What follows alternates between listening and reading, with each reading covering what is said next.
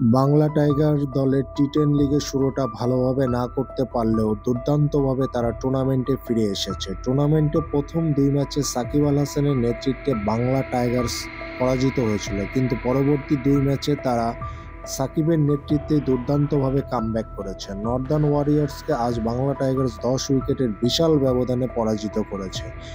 Bangla Tigers টসে জিতে আজ বোলিং করার সিদ্ধান্ত নিয়েছিল, কিন্তু তাদের বোলিংটা খুব বাজেভাবে শুরু হয়েছিল। জসুয়া লিটল খুব বাজে বল করেছে আজ, বেধড়ক মার খেয়েছেন নর্দার্ন ওয়ারিয়র্সের ব্যাটসম্যানদের কাছে। বাংলা টাইগার্সের ক্যাপ্টেন সাকিব আল হাসান এই আইরিশ বোলারের উপর খুব বিরক্ত হয়েছেন।